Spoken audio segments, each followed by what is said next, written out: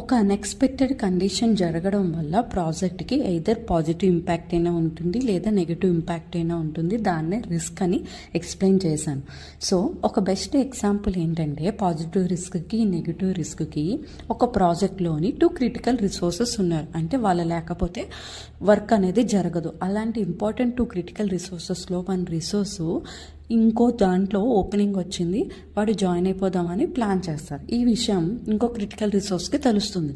So వాడు ఏం చేస్తాడు, వాళ్ళ మేనేజర్కి ఇన్ఫార్మ్ చేసి he's planning to go out for a new company, he's planning to join a new company అని ముందుగానే ఈ విషయం తెలిసి ఇన్ఫర్మేషన్ అనేది ఇస్తాడు మేనేజర్.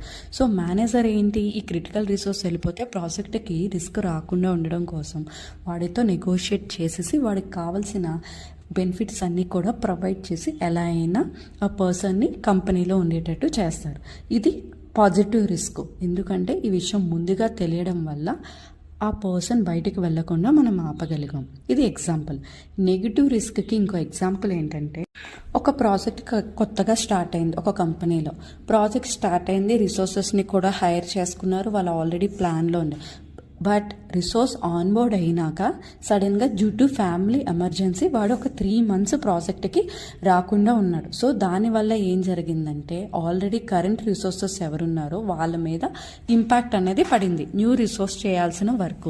సో దానివల్ల ఏం జరిగిందంటే ప్రాజెక్ట్కి కొంచెం నెగిటివ్ ఇంపాక్ట్ అనేది జరిగింది, చాలా బర్డెన్ అయిపోయింది. సో కొన్ని రోజుల తర్వాత ఏదైతే రిసోర్సెస్ ఉన్నారో యాక్టివ్ వాళ్ళు కూడా రెడీగా లేరు ఓవర్లోడెడ్ వర్క్ చేయడానికి.